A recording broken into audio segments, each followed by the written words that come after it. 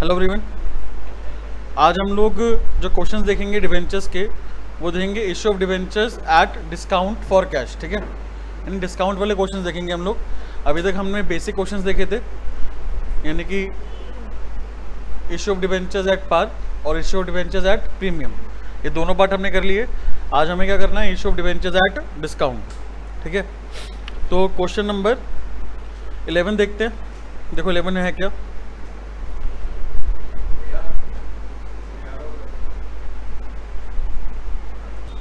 हाँ जी, question number 11 में है कटी लिमिटेड है, उसने 8009% डिवेंचर इशू करे हैं। 100 रुपये का एक डिवेंचर है, ठीक है, वो भी 10% के डिस्काउंट पे इशू करे हैं इन्होंने। सारा का सारा पैसा जो है वो हमें एप्लीकेशन पे मिल गया, यानी कि लमसम का क्वेश्चन है ये वाला। कौन सा क्वेश्चन है? लमसम का। एप्लीकेशंस जो हमें रिसीव हुई हैं वो 9000 डिवेंचर्स पे रिसीव हुई हैं। कितने पे? 9000 डिवेंचर्स पे। ठीक है, allotment was made on pro rata basis. पहली बताओ कि 8000 डिवेंचर हमें इशू करना चाहते हैं, हमारे पास एप्लीकेशन कितने की आई है? 9000 की। यानी कि क्वेश्चन हमारा कौन सा है? ओवर सब्सक्रिप्शन का क्वेश्चन है। ठीक है, क्वेश्चन कौन सा है? ओवर सब्सक्रिप्शन का।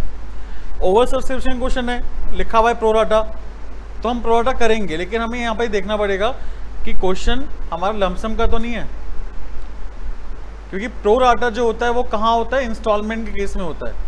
भाई प्रो राटा का मतलब ही क्या होता है कि जो हमें एक्सेस मनी मिला है उसे हमें अगली इंस्टॉलमेंट में शिफ्ट करना है। तो अगर क्वेश्चन इंस्टॉलमेंट का है तभी हम लोग अगली इंस्टॉलमेंट में शिफ्ट कर सकते हैं, लेकिन हमारे पास यहाँ पे क्वेश्चन कौन सा है? लमसम का, यानी कि हमें सारा का सारा पैसा एक साथ एप्लीकेशन पे मिल गया।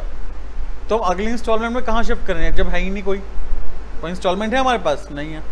बात समझ में आ गई? तो अगर क्वेश्चन में प्रो राटा लिखा हुआ भी है ना, तब भी हमारे पास ऑप्शन सिर्फ रिजेक्शन का ही है। हमें जो एक्स्ट्रा पैसा आया हुआ है हमें उसको वापस ही करना पड़ेगा। बात क्लियर है? कोई दिक्कत यहाँ पे किसी को? तो यहाँ पर आप मुझे बताओ क्वेश्चन नंबर 11 में हम पहली एंट्री क्या पास करेंगे? हाँ जी, bank account debit to debenture application account.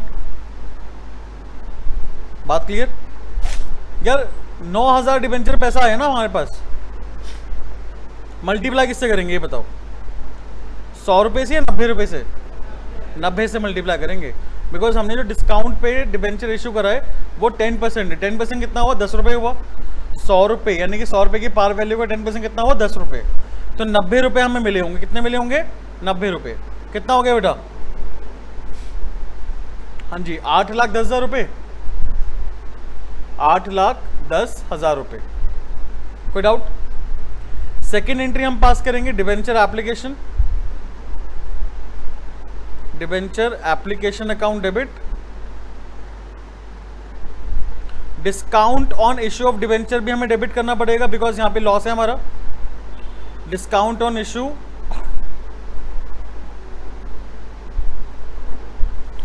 Of debenture account. 2 क्या आएगा बेटा? कितना परसेंट डिबेंचर था? 9%। तो लिखेंगे 2 9% डिबेंचर, और 2 क्या लिखेंगे हम लोग? Bank account. वापस करना ना हमें। क्वेश्चन प्रो राटा का है। क्वेश्चन किसका है बेटा ये बताओ?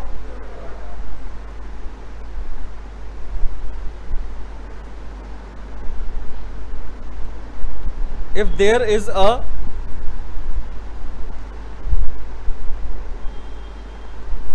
lump sum case,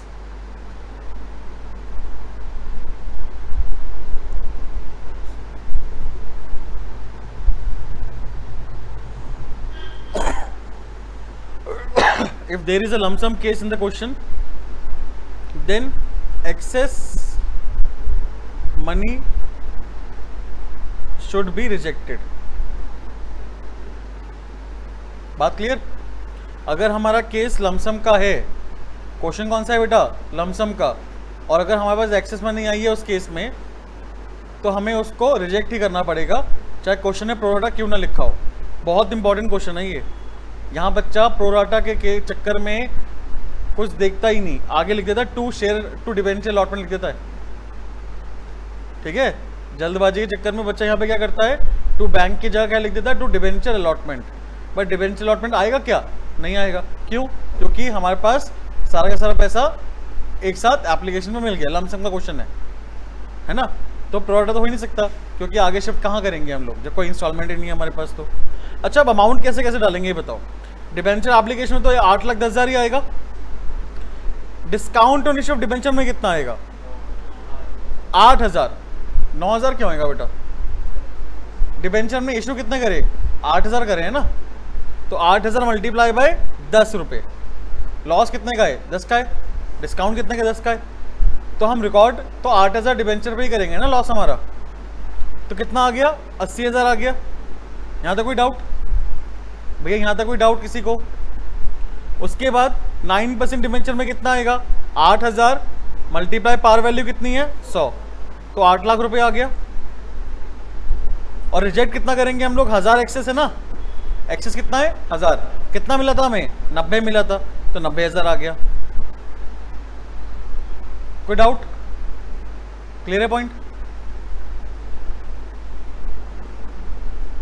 हो गया नोट आप लोगों का। चलिए नेक्स्ट क्वेश्चन देखते हैं। क्वेश्चन नंबर 13 देखो एक बार यार। क्वेश्चन नंबर 13 के अंदर अल्का लिमिटेड है, ठीक है, उसने 5,000 10% डिबेंचर इशू करे 1,000 रुपये ईच, एक डिबेंचर 1,000 रुपये का है, और डिस्काउंट कितना है, 10% का डिस्काउंट है। रिडीमेबल आफ्टर 5 ईयर्स, इसका मतलब है कि हमें 5 साल बाद पैसा वापस करना है, ठीक है। According to the term of issue, जो टर्म है इशू के उसके अकॉर्डिंग 500 रुपये after discount of 50 was payable on application and balance amount on allotment of debentures. यानी कि 2 ही इंस्टॉलमेंट है, एक एप्लीकेशन दूसरी अलॉटमेंट। यहाँ कोई कॉल मनी नहीं है, पहली बात तो ये क्लियर। हमें क्या करना है, सिर्फ और सिर्फ जर्नल एंट्रीज पास करनी है regarding the issue of 10% debenture. Redemption की एंट्री पास नहीं करनी हमें, सिर्फ कौन सी एंट्री पास करनी है, इशू की एंट्री पास करनी है। बात क्लियर है। तो यहाँ पे आप मुझे बताओ कि डिबेंचर्स थे कितने हमारे पास, क्वेश्चन नंबर 13 के अंदर 5,000 डिबेंचर है ना, 10% का इंटरेस्ट है, और एक डिबेंचर कितने का है, 1,000 रुपये का डिबेंचर है, ठीक है। ये हमने 10% के डिस्काउंट पे इशू करा है। तो पहले बताओ डिस्काउंट कितने रुपए हो गया, 100 रुपये हो गया। कैसे आया 100 रुपये, ये 1,000 रुपये का 10%। बात क्लियर। बाइफर्केशन 2 ही है सिर्फ, पहला है हमारे पास एप्लीकेशन, दूसरा हमारे पास कौन सा है, अलॉटमेंट। एप्लीकेशन लिखा हुआ है 500 रुपये आफ्टर डिस्काउंट, तो एप्लीकेशन जो है वो आपका 550 रुपये है, बट आपको यहाँ पर हाँ जी 550 माइनस 50 रुपये का डिस्काउंट इसके अंदर है। बात क्लियर है। बाकी कितने रुपए हुआ ये बताओ, बाकी कितना हुआ, 450 हुआ ना, बाकी कितना हुआ 450, 550 थोड़ा होगा यार, आप 1100 थोड़ा ना करोगे, कम है बेटा, कितना है 450। इसमें भी डिस्काउंट लेस होगा, 450 माइनस 50 कितना आएगा, अलॉटमेंट कितना हुआ एक तरीके से, फिर 400 रुपये हुआ। सर में आ गई बात। या फिर आप ऐसे करो, इसको 550 की जगह ना यहाँ पे 500 लिख लो, ज़्यादा बेटर रहेगा। अब ठीक है, क्लियर। 550 रुपये का एप्लीकेशन था, 50 रुपये का डिस्काउंट एप्लीकेशन पे है, और 50 रुपये का डिस्काउंट अलॉटमेंट पे है। तो 550 में से 50 माइनस करेंगे तो कितना आएगा, 500, और 450 में से 50 माइनस करेंगे कितना आएगा, 400। भाई यहाँ पे कोई डाउट है किसी को, बाइफर्केशन समझ में आ गई। हाँ बेटा, बाइफर्केशन समझ में आ गई सबको, कोई दिक्कत तो नहीं है। एंट्री पास करें। फर्स्ट एंट्री क्या पास होगी बताओ, bank account debit to debenture application. देखो डिस्काउंट वाले केस के अंदर थोड़ा बाइफर्केशन करनी हल्की सी डिफिकल्ट होती है, हल्की सी, थोड़ा कंफ्यूजन हो जाता है बाइफर्केशन में, तो इसलिए बोल रहा हूँ अगर समझ में नहीं आई तो बता दो। यहां पर लिखा हुआ है इन्होंने स्पेसिफिकली 500 रुपए है आफ्टर डिस्काउंट ऑफ 50, 50 रुपए डिस्काउंट माइनस करने के बाद 500 है। तो एक्चुअली में एप्लीकेशन कितना होगा, 550 होगा ना। तो 550 में से 50 माइनस करा तो हमें कितना एप्लीकेशन मिला होगा, 500 मिला होगा, है ना। अब बैलेंस कितना हुआ, अलॉटमेंट कितना बचा,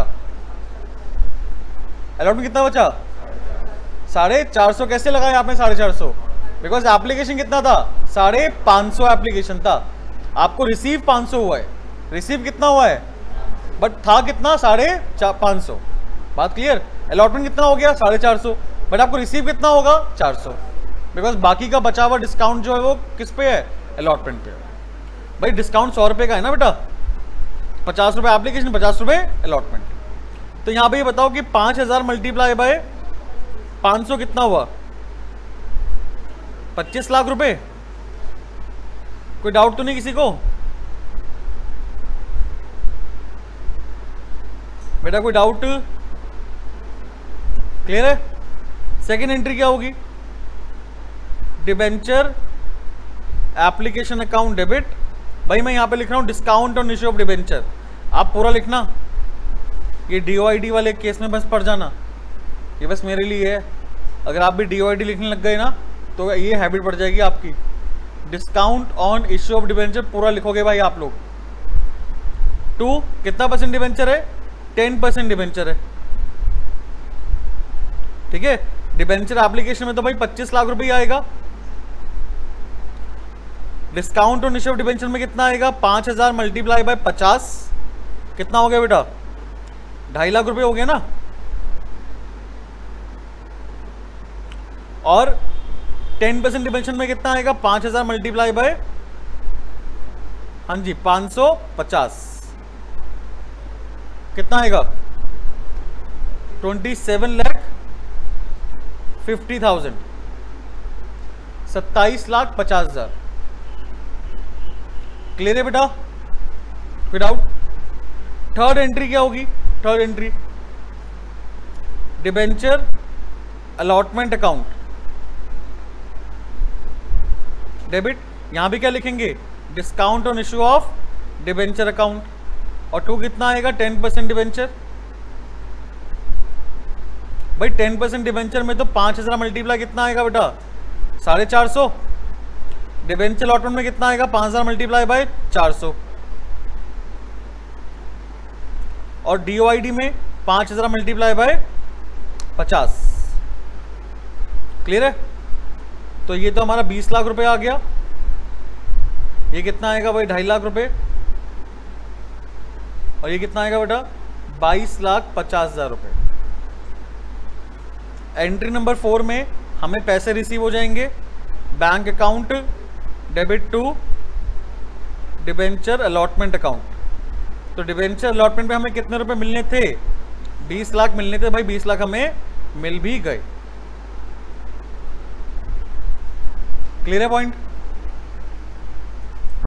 चलो क्वेश्चन नंबर 12 और क्वेश्चन नंबर 14, ये दोनों क्वेश्चन आपके होमवर्क में है। क्वेश्चन नंबर 12 और क्वेश्चन नंबर 14, ठीक है। नेक्स्ट जो हमारा टॉपिक है वो क्या है बेटा, इशू ऑफ डिबेंचर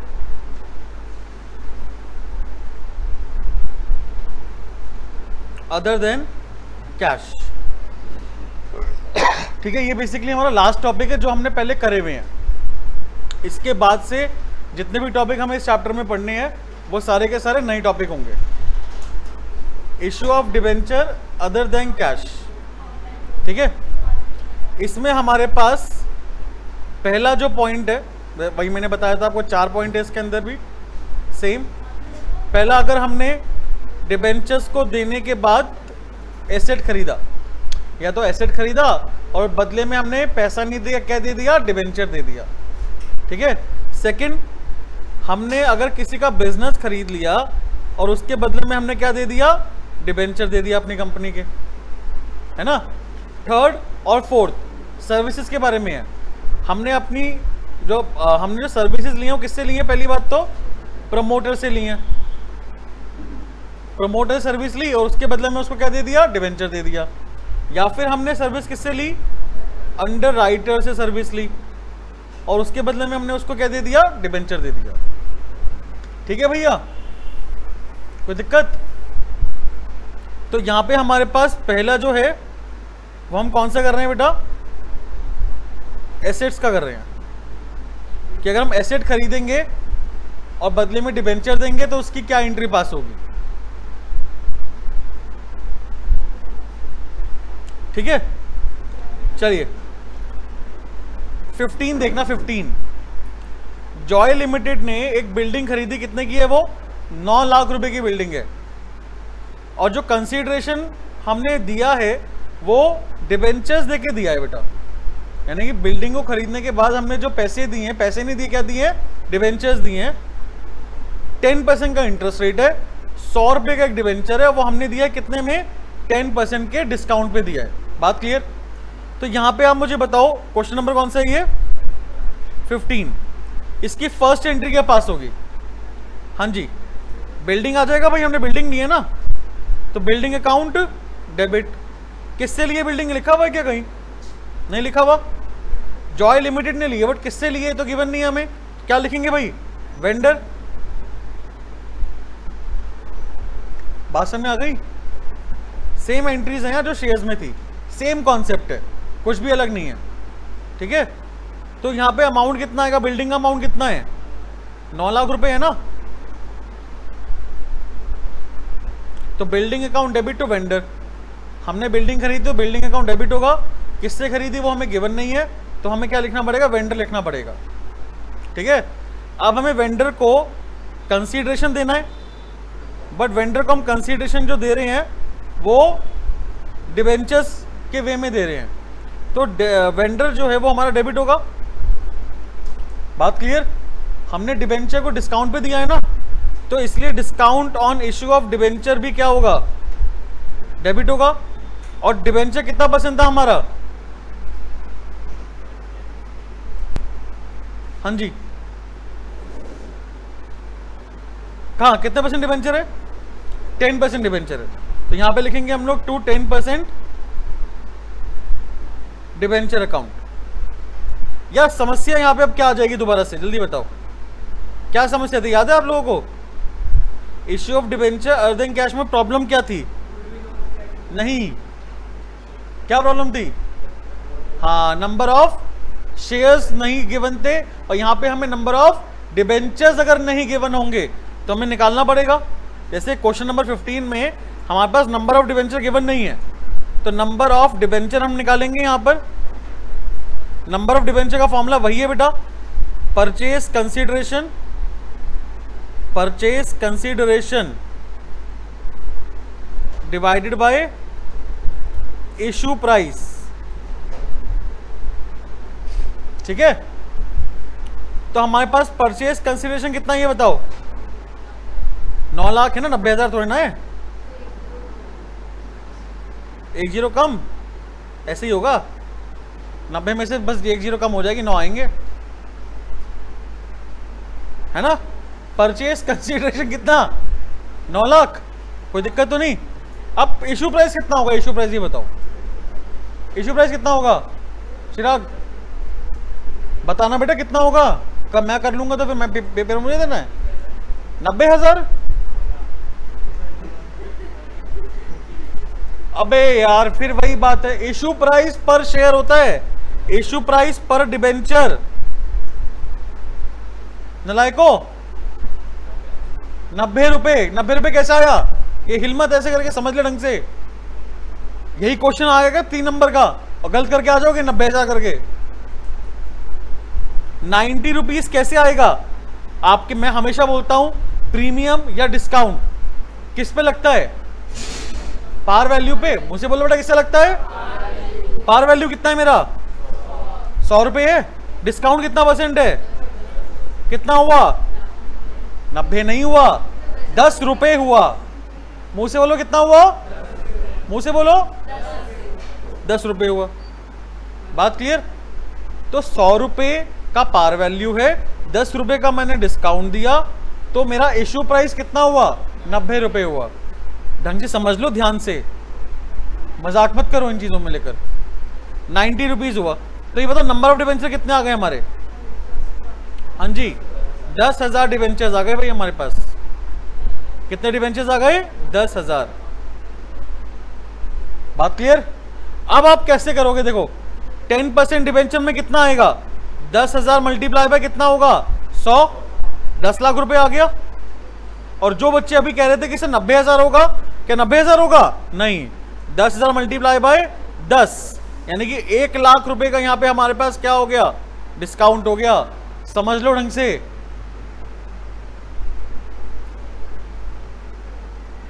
क्लियर है पॉइंट? पक्की बात? कोई दिक्कत तो नहीं?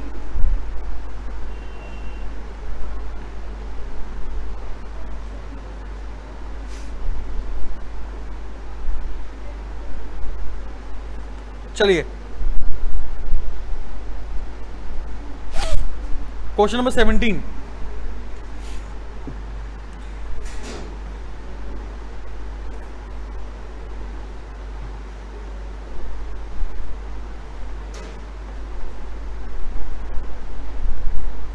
क्वेश्चन नंबर 17 में क्या है? 9% डिबेंचर हमने इशू करे हैं, बट कितने करे वो नहीं पता। 100 रुपए का डिबेंचर है, 20% के प्रीमियम पे करे हमने, किसको? वेंडर को। For purchase of plant, plant खरीदने के लिए, जिसकी कॉस्टिंग कितनी है? 6 लाख रुपए है। बात क्लियर? करें स्टार्ट। कौन सा है question? Question number 17। First entry क्या पास होगी? Plant, plant account debit, plant account debit to, नाम गिवन है हमने, किससे खरीदा है?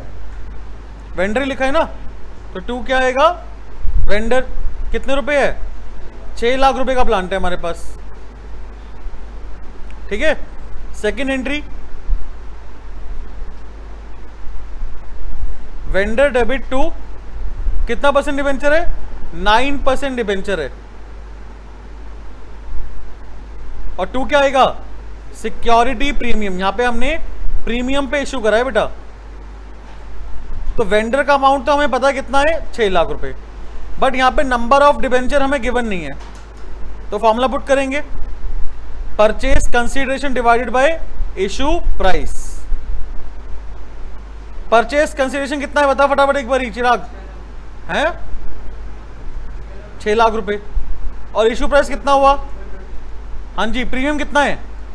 20 रुपए ना, प्रीमियम 20% है। 100 रुपए का 20% कितना हुआ? 20 रुपए हुआ। 100 रुपए का 20% कितना हुआ? 20 रुपए। नालायक, 120 नहीं हुआ, 20 रुपए क्या हुआ? प्रीमियम हो गया। तो हमारे पास इशू प्राइस कितना आएगा? 120। नंबर ऑफ डिबेंचर कितने हुए बताओ? 5,000 डिबेंचर आ गए हमारे पास। ठीक है, तो हमने यहां पर 5,000 मल्टीप्लाई बाय 100, यानी कि 5 लाख रुपए के डिबेंचर इशू करे हैं, वो भी 5,000 मल्टीप्लाई बाय 20, 1 लाख रुपए के प्रीमियम पे। कोई डाउट है?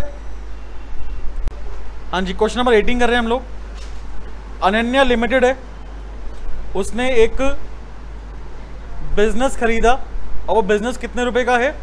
2 लाख रुपए का बिजनेस है। ठीक है, 65,000 रुपीज़ तो उसने चेक से दे दिया, और जो बैलेंस अमाउंट है वो उसने यहाँ पर 9% डिबेंचर दिए हैं।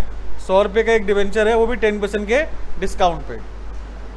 जब तक हमारे पास बिजनेस के अंदर एसेट और लायबिलिटी दोनों ना गिवन हो ना, तो ये वाला क्वेश्चन को हम लोग एज अ एसेट ही ट्रीट करेंगे। ठीक है, खरीदा हमने बिजनेस ही है यहाँ पर क्वेश्चन नंबर 18 में, बट हम लोग यहाँ पे डेबिट क्या करेंगे बेटा? एसेट अकाउंट ही करेंगे, डेबिट। समझ में आई आपको बात कि नहीं आई? पक्की बात? एसेट अकाउंट डेबिट टू क्या लिखेंगे बेटा? क्या नाम है? गिवन नहीं है, तो टू वेंडर लिखेंगे। कितने रुपए का है बिजनेस? 2 लाख रुपए का बिजनेस है। ठीक है, बिजनेस अकाउंट क्या होता है ये बताओ ना? बिजनेस कोई अकाउंट बनेगा क्या? हमने आज तक 11th भी पढ़ लिया, 12th भी हम खत्म होने वाला है, 12th भी हमारा। क्या मैंने कोई बिजनेस अकाउंट बनवाया है आपको? बिजनेस अकाउंट बन नहीं सकता ना, बात क्लियर? या आपको एसेट माइनस लाइबिलिटी गिवन है, समझ में आई बात? 2 लाख रुपए आपको क्या गिवन है? Asset minus. वैसे आपको मोस्टली क्वेश्चंस के अंदर एसेट भी गिवन होगा और लाइबिलिटीज भी गिवन होगा, बट यहाँ पे इस क्वेश्चन में आपको क्या गिवन है? Asset minus liability. तो वो एसेट ही तो हुआ एक तरीके से, बात क्लियर? तो asset account debit to vendor कितना हुआ? 2 लाख रुपए। सेकेंड एंट्री क्या होगी बेटा? वेंडर डेबिट करेंगे हम लोग, फिर discount on issue of debenture भी डेबिट होगा, देखो डिस्काउंट भी दिया है हमने। 2 क्या लिखेंगे? कितना परसेंट का इंटरेस्ट है? 9% का डिबेंचर है, तो 2 9% लिखेंगे यहाँ पे हम लोग। और भाई यहाँ पर ना हम लोगों ने 65,000 चेक में दिया है, तो 2 बैंक भी आएगा। अच्छा, बहुत बार क्या होता है बच्चे यहाँ पे भी लिख देते हैं बैंक, ठीक है? इसका एक और भी पॉइंट हो सकता है, क्या? Asset account debit to vendor और टू बैंक, ठीक है? एसेट में कितना आएगा? 2 लाख रुपए, बैंक में कितना आएगा? 65,000, और यहां पे कितना? 1,35,000। और चॉइस में यहां पे ये भी कर सकते हो आप, vendor debit discount on issue of debenture debit to 9% debenture, तो दोनों करोगे कोई दिक्कत नहीं है, ठीक है? अच्छा, वेंडर डेबिट कितना होगा? 2 लाख रुपए ही होगा, बैंक में 65,000 ही आएगा, है ना? अब हमें क्या निकालना है यहां पे? जल्दी बताओ। Number of debenture, number of debenture, हाँ जी। Purchase consideration divide by issue price. PC कितना लेंगे बताओ? पीसी नहीं यार, बताओ आप खुद सोचो, तो नंबर तो इसलिए नहीं आते ना। 2 लाख में से 65,000 रुपए जो हमने चेक से दे दिया, क्या उसका कोई यूज है? बताओ, क्या यूज है उसका? कोई नहीं ना। तो यहां पे डिवाइड किससे करेंगे? आईपी कितना ये बताओ? डिस्काउंट कितना था? 10% डिस्काउंट था ना, कितना आएगा? 90 रुपये आ जाएगा। कैसा है 90 रुपये? 100 में से हमने 10% यानी 10 रुपीज़ का डिस्काउंट माइनस करा, कोई दिक्कत? और ये 1,35,000 कैसे आया? 2 लाख रुपए में से हमने 65,000 का जो हमारे पास चेक पेमेंट है वो माइनस कर दिया, तो 1,35,000 डिवाइड बाई 90 कितना हुआ? 1500। 1500 डिबेंचर्स आ गए भाई हमारे पास। कितने आ गए? 1500 डिबेंचर्स। कोई दिक्कत तो नहीं? जल्दी बताओ, कोई दिक्कत तो नहीं है?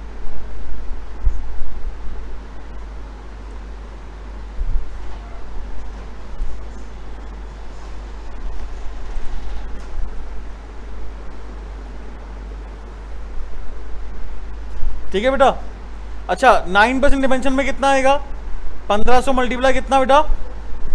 100 पार वैल्यू, तो 1.5 लाख रुपए आएगा यहाँ पे।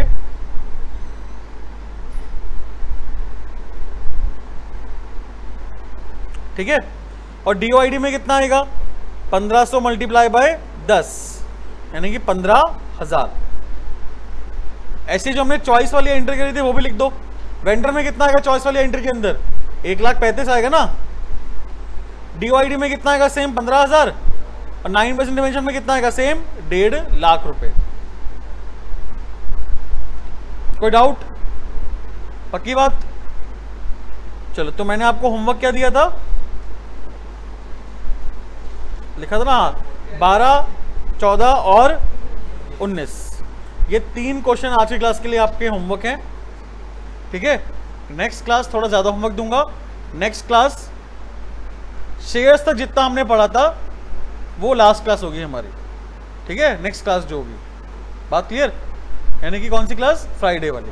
और नेक्स्ट वीक यानी कि मंडे से हम लोग क्या करेंगे बेटा? नया टॉपिक पढ़ेंगे डिबेंचर का पहली बार, है ना। अभी तक जो हमने टॉपिक पढ़े हैं सारे के सारे वो शेयर्स में भी थे, सेम टॉपिक थे। हमने बस रिपीट करा, एक तरीके से रिवीजन करी है, कुछ नया नहीं पढ़ा। तो सोचो अगर आप अभी भी जवाब नहीं दे पा रहे तो भाई कुछ नहीं कर सकते। आप लोगों को मैंने सबसे इजी चीज़ बताई थी। देखो यार, हम लोग आप लोगों को सिर्फ सॉल्यूशन दे सकते हैं और कुछ भी नहीं कर सकते। घर पे आके आपकी जगह पे नहीं पढ़ेंगे, स्कूल में जाके आपकी जगह पे एग्ज़ाम नहीं दे सकते हम लोग। आप लोगों को पढ़ना ही पड़ेगा। और मैं लिटरली बता रहा हूं, अगर ये 35 दिन अगर आपने अपने स्केड्यूल में बिठा लिए, 35 दिन अगर आप आज से भी स्टार्ट करोगे, 16 तारीख है आज, 20 नवंबर तक सिर्फ अकाउंट्स पे ध्यान दोगे। ध्यान मतलब क्या होता है, मैं ये नहीं कह रहा कि बाकी सब्जेक्ट छोड़ दो। बाकी सब्जेक्ट में जो आपके स्कूल में होमवर्क मिल रहा है आप उतना ही करो स्कूल में, या फिर अगर आप कहीं और क्लासेस ले रहे हो तो वहाँ पे आपको जो भी होमवर्क मिल रहा है उतना करो आप। बस एक्स्ट्रा जो स्टडी करते हो वो सिर्फ अकाउंट्स की करो। अभी 35 डेज, 35 दिन, आपका 80 to 85% सिलेबस कंप्लीट है यार। 80% सिलेबस कंप्लीट है आपका, अगर आप ये फॉलो कर लोगे तो। और कोई मुश्किल टास्क नहीं है ये फॉलो करना। दिन के 2 घंटे देने हैं। मैं बता रहा हूं आप लोगों का CUET की प्रिपरेशन अभी कंप्लीट हो जाएगी ये 35 दिन के अंदर।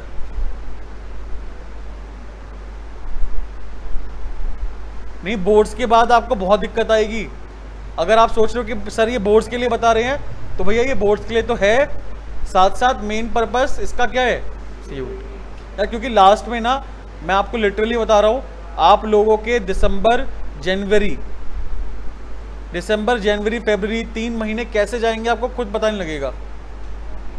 और फरवरी 20 या 22 तारीख से आप लोगों के एग्जाम स्टार्ट हो जाते हैं। पहला इंग्लिश का एग्जाम होता है अधिकतर, समझ रहे हो बात। तो फरवरी में आपको टाइम ही कितना मिलेगा, 15-16 दिन, 18 दिन। अगर आपका 22 तारीख को भी अगर एग्जाम हो गया, 25 को भी एग्जाम होगा पहले इंग्लिश का, तो आप 5-6 दिन पहले तो इंग्लिश पढ़ना शुरू कर दोगे। 20 दिन मिलेंगे आपको फरवरी के, उसमें भी आपको स्कूल बुलाया जाएगा, कभी किस चीज के लिए, कभी किस चीज के लिए, कभी प्रैक्टिकल के लिए, कभी किस चीज के लिए। दिसंबर प्री बोर्ड गया। आप खुद सोचो, दिसंबर के अंदर आपका पूरा महीना प्री बोर्ड के लिए जाएगा। आपके अगर 5 एग्जाम है तो पूरे महीने में डिवाइड हो जाए 5 एग्जाम। वो 2 को हो गया, 10 को हो गया, 12 को हो गया, 15 को हो गया, 20 को हो गया। अब जो 2 का एग्जाम है वो आप पहले शुरू कर दोगे पढ़ना। और कोई सब्जेक्ट उठाते नहीं, आप उठाते हो कोई सब्जेक्ट? 2 के बाद अगर 10 को पेपर है तो 8 दिन आप क्या पढ़ोगे 10 वाला सब्जेक्ट के लिए? क्या कोई और सब्जेक्ट उठाओगे आप? खुद बताओ ना एक बारी। नहीं उठाता यार, कोई नहीं उठाता। आपके पास अभी एक बहुत गोल्डन चांस है। अभी आपके पास कुछ भी प्रेशर नहीं है, लिटरली बता रहा हूं, कोई भी प्रेशर नहीं है आपके पास, ना स्कूल से ना किसी चीज से। अभी फेस्टिव मंथ है एक तरीके से ही मान लो। अब इस फेस्टिव मंथ के अंदर अगर आप पढ़ लोगे 2 घंटे तो आगे आपके लिए बहुत बढ़िया रहेगा। और अगर आप अभी खुशियां मना लोगे, है ना, बहुत ज्यादा, मतलब खुशियां मनाओ, बहुत ज्यादा मत मनाओ। गले गले जाके पटाखे छोड़ रहे हैं, हम बनेंगे आतंकवादी, समझो बात। मनाओ बट स्केड्यूल बना लो अपना। 2 घंटे मुझे अकाउंट्स निकालनी ही निकालनी है। मैंने आपको लास्ट क्लास बताया है किस तरीके से पढ़ना है। हर दिन 2 वीडियो देखोगे तो आपका ये पूरा का पूरा 7 के 7 चैप्टर्स, सबसे इंपॉर्टेंट चैप्टर्स, वो खत्म हो जाएंगे। आपके 80% सिलेबस कंप्लीट हो जाएगा आपका, लिटरली बता रहा हूँ मैं आपको। कोई डाउट है, परेशानी है, दिक्कत आएगी, उसके लिए मैं बैठा ही हूँ। मुझसे आप क्लासेस ले लो, कोई दिक्कत नहीं है। बात क्लियर? चलो मिलते हैं नेक्स्ट क्लास में। Till then bye.